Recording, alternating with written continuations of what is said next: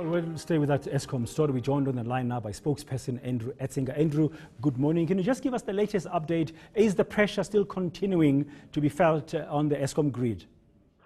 Good morning, Dan. Fortunately, last night we came through without needing to implement load shedding, thanks to our customers who clearly heeded our request for lighter use of electricity. That made a big difference.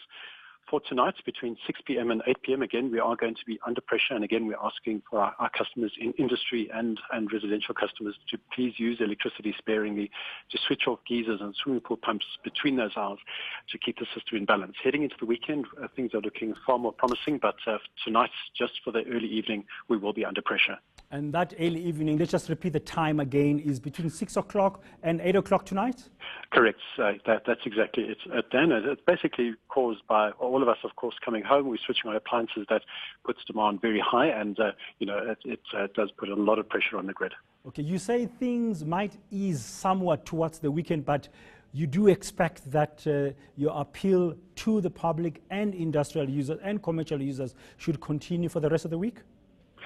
Yes, we are saying, Dan, that we will see a bit of relief over the weekend, and that is because demand for electricity is naturally lower from Friday to Sunday, with economic activity being less over the weekend than during the week. So that's where the relief comes from. But in truth, for November and for much of summer, we are going to be under pressure. And that's why we're asking really for a lifestyle change to between 6 p.m. and 8 p.m. to turn down appliance usage as far as possible as a form of habit in our lifestyles. And that will certainly assist the grids greatly, and of course very good for the country as well. Well, Andrew, you said when we started this discussion that you are quite pleased about how your customers have responded to your appeal, and you'd like them to continue to do so. Can you just share with us once more what has caused this pressure? The pressure has been caused by our power stations, which have picked up a number of technical problems. We have about a quarter of our power station fleet out of service at the moment due to technical problems. We've got old power stations. They've not had adequate maintenance. They've been run very hard and unfortunately have become unreliable. So this is where we are. We're having a bad week. Some weeks are good, some weeks are bad. This week is bad, unfortunately. Will things be resolved before the festive season hits us? Well, when we head into the festive season, once again, we'll see a low electricity demand. So that is actually a very good time for Eskom and for the power grid from a grid stability point of view. And of course, the first generator at Medupi will be commissioned or synchronized very, very, very shortly on the 24th of December. So we're about 50 days away.